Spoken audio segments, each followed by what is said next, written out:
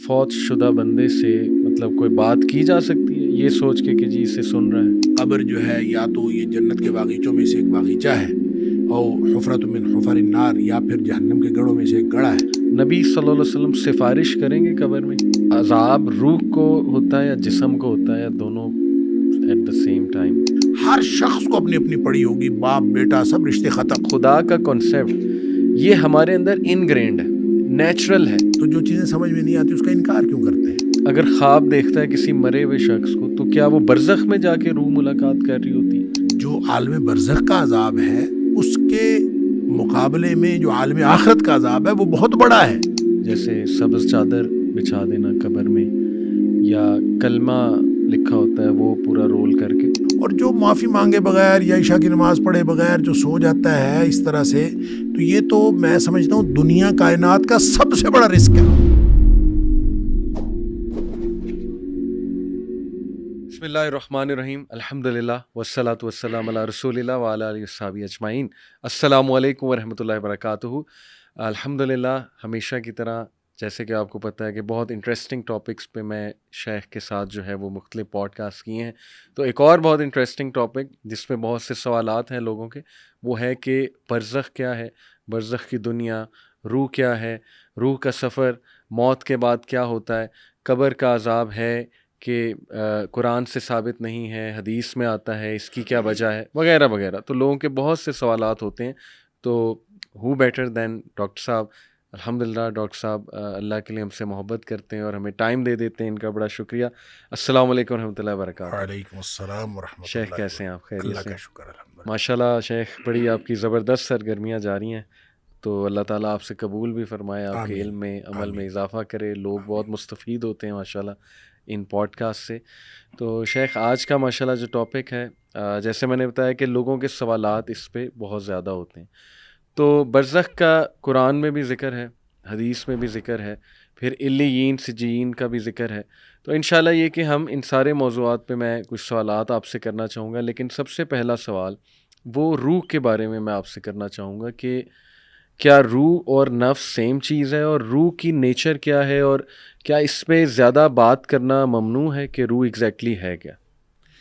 بسم اللہ الرحمن الرحیم۔ دیکھیں، روح کے بارے میں جو اللہ کریم نے قرآن حکیم کے اندر ایک بات ارشاد فرمائی، اس سے لگتا ہے کہ عام طور پہ لوگوں نے سمجھا کہ اس کے بارے میں زیادہ علم نہیں دیا گیا، اور اس کے بارے میں زیادہ گفتگو بھی نہیں کی جانی چاہیے، صحیح، کیونکہ وہاں پہ بھی یہ سوال ہے، یسألونک عن الروح، جی، کہ آپ سے روح کے بارے میں سوال کرتے ہیں، صحیح، اور آپ ان کو فرما دیجیے کہ وما اوتیتم من العلم الا قلیلا، کہ آپ کو بہت تھوڑا علم دیا گیا ہے۔ ٹھیک ہے، اگرچہ اس کے بارے میں شاہ ولی اللہ علیہ الرحمہ اور مختلف مفسرین کا یہ خیال ہے کہ یہ جو کہا گیا ہے قرآن میں کہ وما اوتیتم من العلم الا قلیلا، کہ تمہیں بہت تھوڑا علم دیا گیا ہے، صحیح، یہ جواب دیا گیا تھا بنی اسرائیل کو کہ تمہیں علم تھوڑا دیا گیا ہے، اچھا، یہ امت مسلمہ کے لیے یہ نہیں ہے۔ ٹھیک ہے، اسی وجہ سے پھر جو شاہ ولی اللہ علیہ الرحمہ ہیں انہوں نے روح کے اوپر کافی گفتگو کی ہے، اور پھر امام غزالی نے اس کے اوپر کتاب الروح جو ہے، صحیح،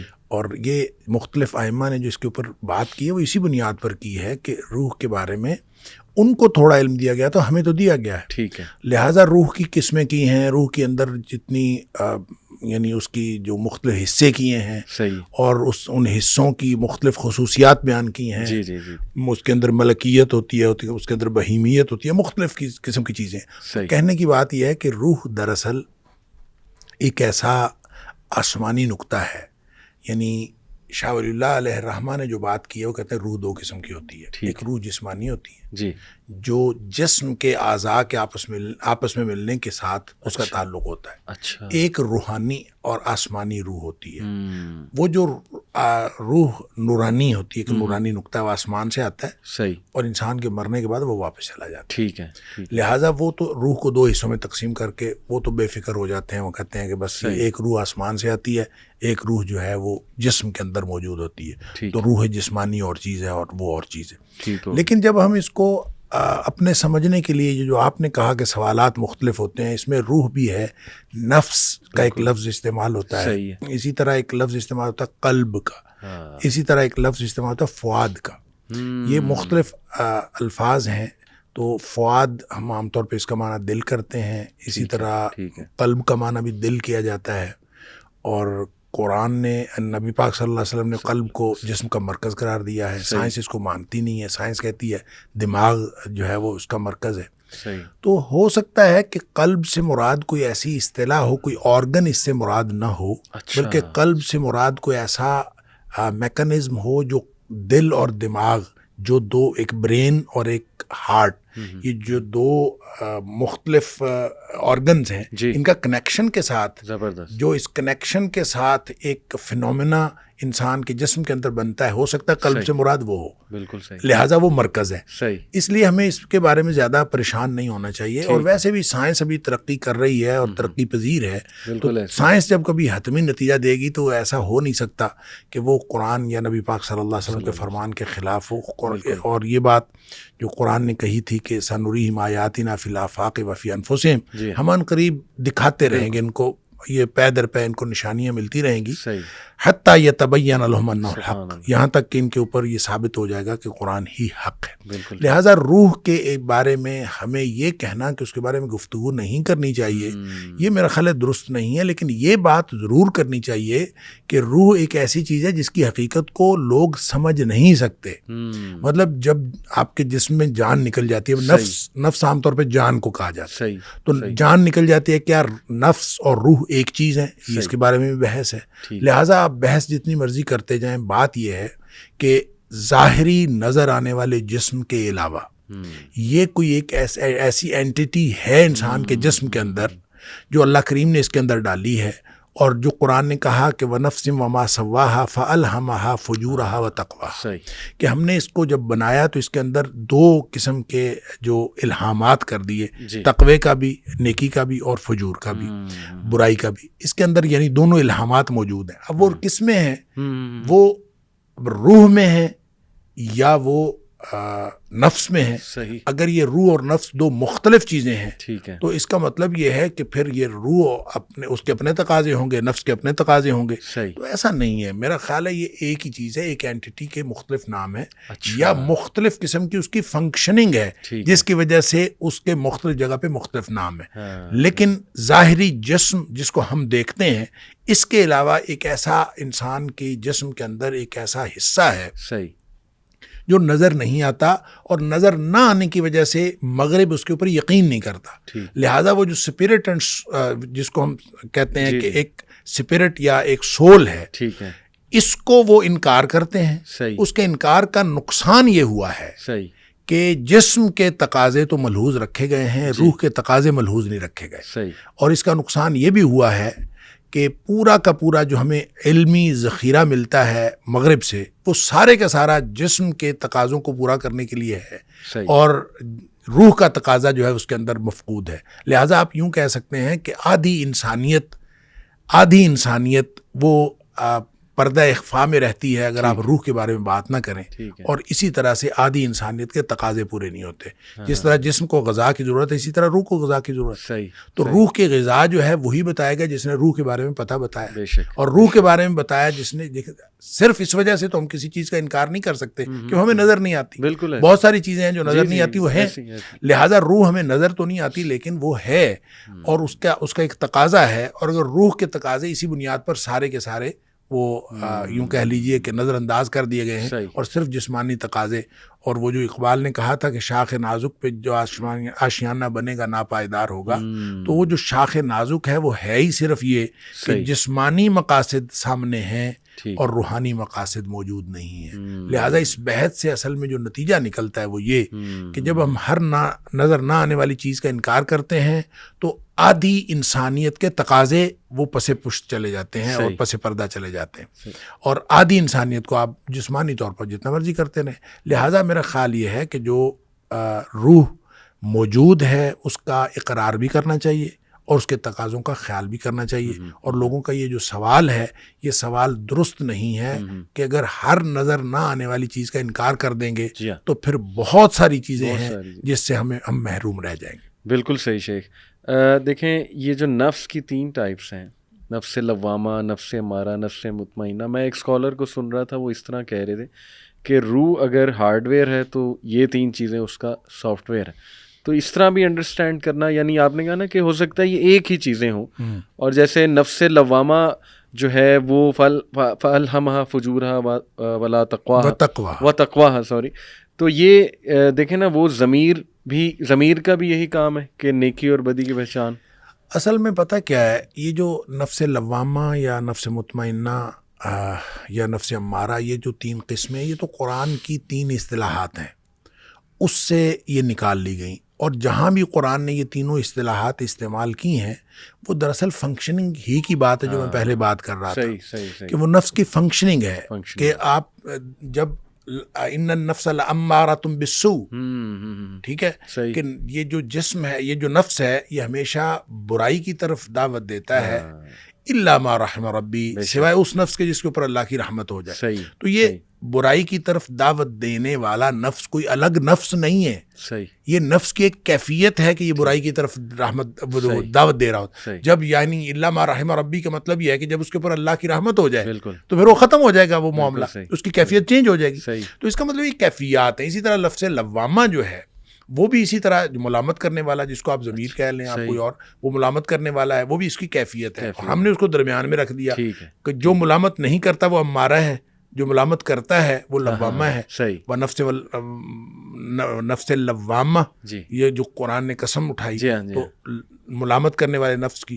اور پھر اسی طرح سے نفس مطمئنہ, ارجعی الی ربک راضیۃ مرضیہ. تو نفس مطمئنہ گویا ٹاپ آف دا لسٹ ہے, اور درمیان میں لوامہ ہے, اور نیچے جو ہے امارہ ہے. یہ کیفیات ہیں. نفس امارہ ہی نفس مطمئنہ بنتا ہے. اچھا, ٹھیک ہے, لیکن اس کی اصلاح کرنی پڑے گی. جیسے فرمایا نا کہ وَأَمَّا مَنْ خَافَ مَقَامَ رَبِّهِ وَنَهَى النَّفْسَ عَنِ الْهَوَىٰ. بالکل صحیح, کہ جو اللہ کے سامنے کھڑا ہونے سے ڈر گیا, جواب دہی سے ڈر گیا, تو وہ پہلا کام کیا کرتا ہے, نَهَى النَّفْسَ عَنِ الْهَوَىٰ, اس نے نفس کو خواہشات سے روک دیا. تو ظاہر ہے ضبط نفس کریں گے تو پھر اس کی اصلاح ہوگی. جب اس کی اصلاح ہوگی تو یہ امارہ سے لوامہ بنے گا, اور لوامہ سے مطمئنہ بن جائے گا. وہ اس کی پیک کی وہ ایک پوزیشن ہے. صحیح, آپ نے بڑی انٹرسٹنگ بات کی کہ یہ جو قلب ہے, مے بی یہ برین اور ہارٹ کے درمیان جو ایک کنیکشن ہے. تو میں آڈینس کو کہنا چاہوں گا کہ ضرور پڑھیں اس پہ انٹرنیٹ پہ کہ نروس سسٹم آف ہارٹ. اس پہ آج کل گورے ریسرچ کر رہے ہیں کہ دل کا بھی ایک نروس سسٹم ہے. سرکولیٹری سسٹم تو ہے ہی, لیکن نروس سسٹم ہے. تو بڑی انٹرسٹنگ باتیں, اس کے اوپر کتابیں لکھی گئی ہیں, لیکن لوگ آرٹیکلز لکھے ہوئے ہیں. لیکن یہ بات ہے کہ دیکھیں سائنس والے بھی ایک عجیب کام کرتے ہیں. وہ جو بات انہوں نے تسلیم نہیں کرنی ہوتی, جس بندے نے کہی ہوتی ہے اس کو سائنسدان ہی تسلیم نہیں کرتے. ایسے ہی وہ کہتے ہیں کہ یہ بات تو اس نے کہی ہے, وہ کوئی اتھینٹک سائنسدان نہیں ہے. تو جس کی تسلیم کرنی ہوتی ہے وہ سائنسدان کو ڈگری تھوڑی ہے, بائسنس بڑی ہے اس میں. وہ جس کی بات تسلیم نہیں کرنی وہ کہتے ہیں یہ سائنسدان ہے ہی نہیں. تو ویسے تو اس کے اوپر بہت لکھا گیا اور لکھا جا رہا ہے. صحیح. شیخ, اللہ سبحانہ وتعالیٰ قرآن میں ہمیں بتاتے ہیں کہ حضرت آدم میں اللہ نے اپنی روح پھونکی. تو ظاہر ہے اس کو لے کے کئی لوگ یہ سمجھے کہ ہم میں اللہ کا پارٹ ہے کچھ. تو یہ کون سی روح ہے جو اللہ سبحانہ وتعالیٰ نے پھونکی ان میں؟ یہ وہی تو روح ہے, وہی تو روح ہے. لیکن یہ اللہ کی روح تو نہیں ہے. نہیں, اللہ کی روح نہیں ہے. اللہ نے انسانوں میں روح پھونکی. دیکھیں جب لیکن مر روحی کے الفاظ, مر روحی, دیکھیں بات یہ ہے کہ ساری کائنات اللہ کی ہے. صحیح. صرف روح کیوں اللہ کی ہے؟ ٹھیک. ہر چیز اللہ کی ہے. ہر چیز اللہ کی. تو اللہ نے ہی ہر چیز بنائی ہے. صحیح. تو اس نے اپنی روح جو ہے وہ پھونک دی. روح اس کی ملکیت میں سے, اس کی کائنات میں سے, اس کی بادشاہت میں سے ایک چیز ہے جو اس نے انسانوں میں پھونک دی. صحیح. اب ظاہر ہے اس سے انسان اشرف المخلوقات بن گیا. جو ہی روح پھونکی تو آرڈر تھا کہ جو ہی روح پھونکی جائے گی تو فوراً جو ہے وہ سجدے میں گر جانا ہے. تو روح پھونکی گئی تو سجدے میں گر گئے. اب مسئلہ یہ ہے کہ اس میں ہم خواہ نقطہ افرینی کرتے ہیں. ایسا کوئی اعتراض والی بات نہیں. اللہ کی کائنات ہے, اللہ کی روح ہے, اللہ نے وہ انسان میں پھونک دی. اور وہ ایک ایکسٹرنل, ایک خارجی عنصر ہے جو انسان کے اندر آ گیا.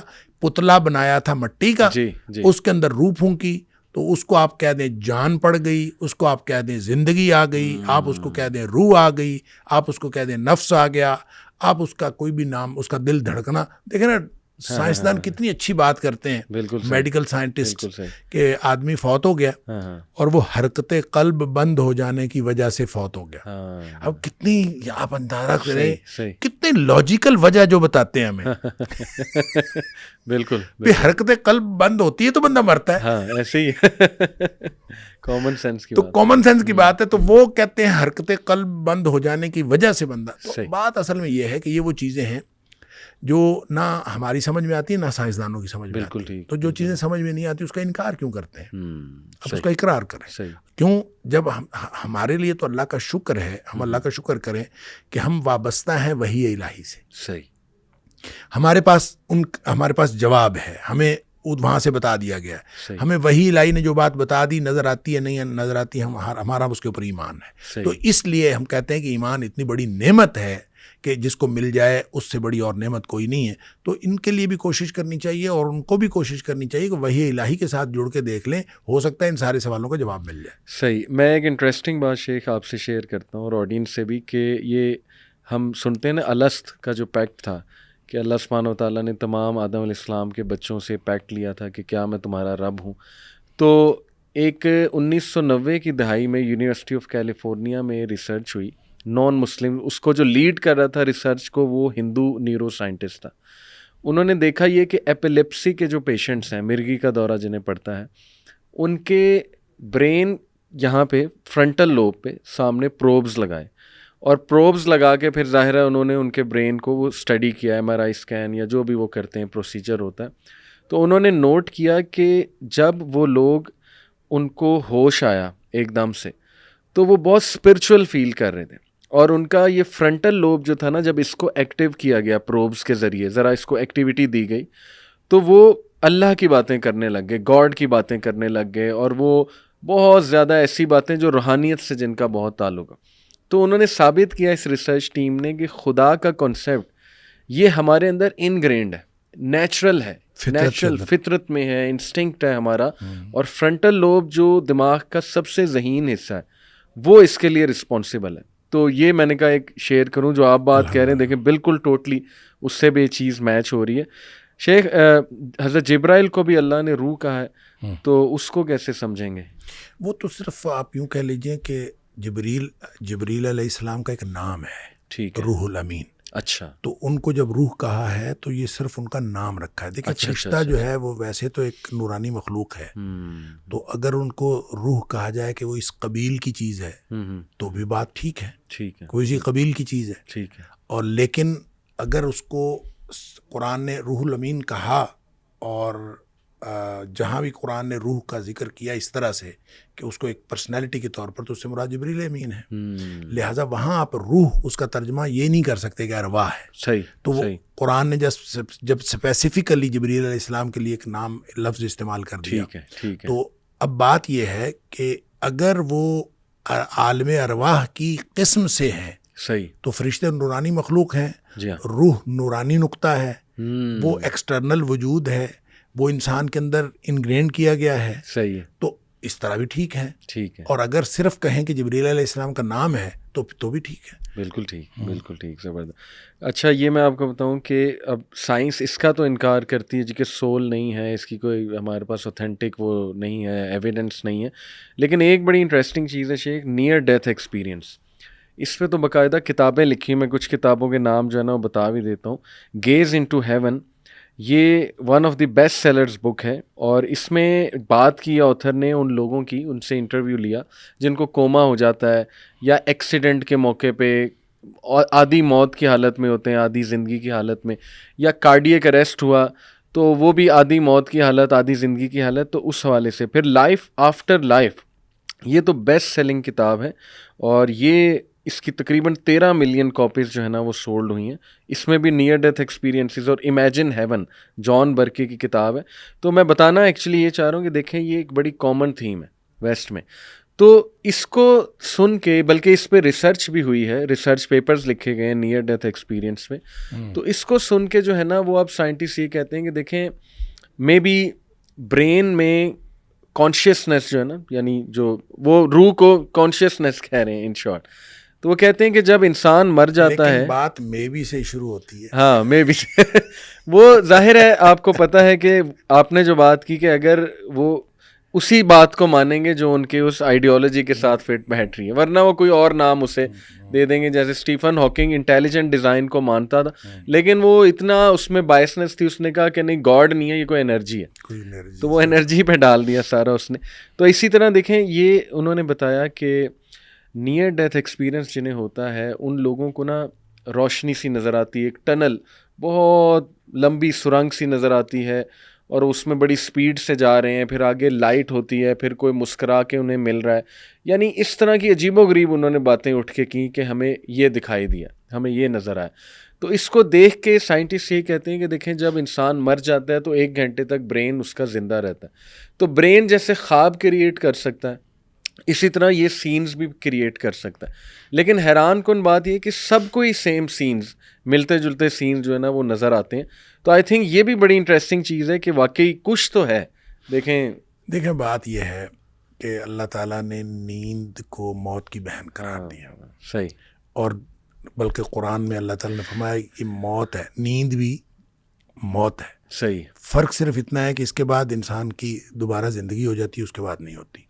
اور ہمیں جو دعائیں وغیرہ سکھائی گئی ہیں سوتے وقت کی, ان کے ساتھ ان کے اندر بھی یہی کچھ ہے. صحیح. کہ اللہم بسمک اموت واحیا, بسمک ربی وضعت جنبی فبک ارفعہ ان امسکت نفسی فرحمہ وان ارسلتہا فاحفظھا بما تحفظ بہ بعدک السؤال. کہ اللہ میں تیرے نام پر مر رہا ہوں. صحیح. یعنی مرنے کے لیے تیار. سبحان اللہ. اب میں تیرے نام پر زندہ رہوں, زندہ اٹھوں گا. صحیح.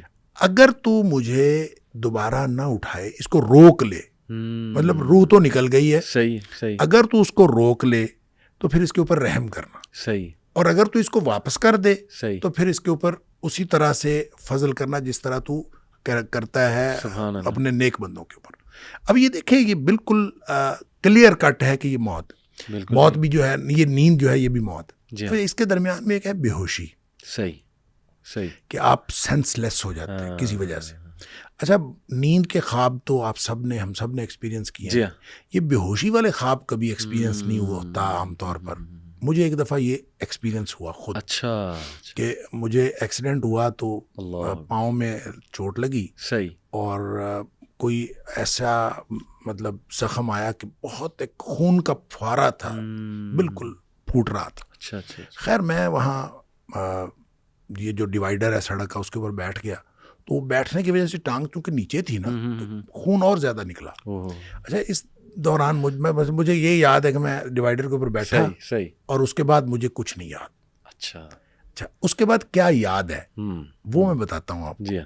وہ ایک بڑی خوش کن اور خوشگوار, ایسی شاندار, میں جیسے ہواؤں میں اڑ رہا ہوں اور بالکل اس طرح کا.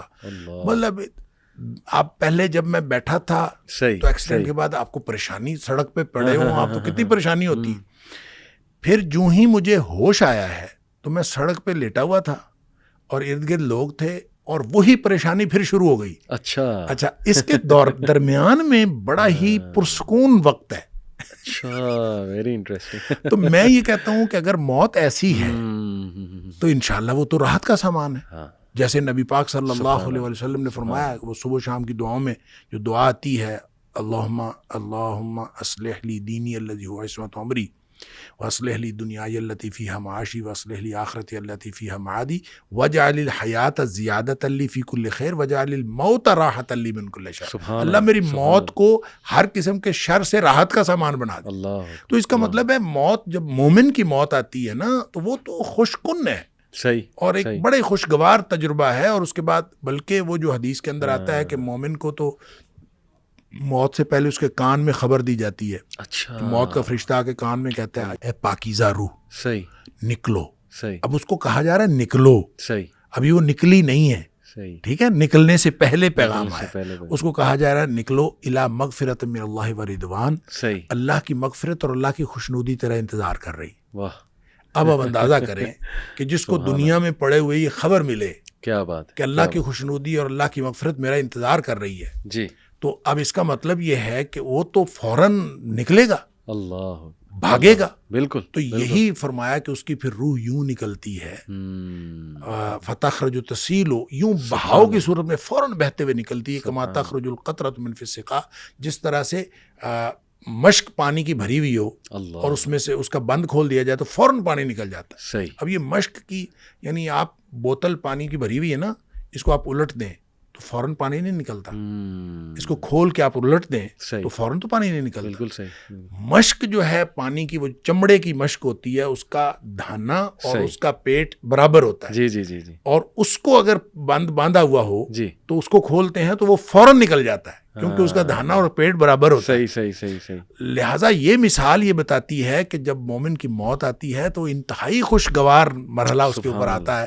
پہلے بھی مشکل ہوتی ہے، بعد میں مشکل ہوتی ہے، اور یعنی اس کو پوری زندگی پیچھے مشکل ہوتی ہے. جو ہی آتی ہے تو اس کے بعد اللہ تعالیٰ اس کو آسانیاں پیدا کر دیتا ہے، اور وہ جو آسانیاں ہیں پھر آگے انشاءاللہ آسانیاں ہی آسانیاں ہیں. تو یہ موت کا جو مرحلہ ہے ایک گویا یعنی جب نیند کے ساتھ نیند اور موت کی مشابہت ہے تو اس کا مطلب ہے کوئی کیفیت تو ایسی ہے، وہ لائٹ کی ہو، وہ جیسی بھی ہو، اور میرا خیال ہر ایک کے اعمال کے مطابق ہوگی. جیسے نبی کریم صلی اللہ علیہ وسلم نے فرما دیا کہ مومن کی موت اور طرح کی ہے، کافر اور منافق کی موت اور طرح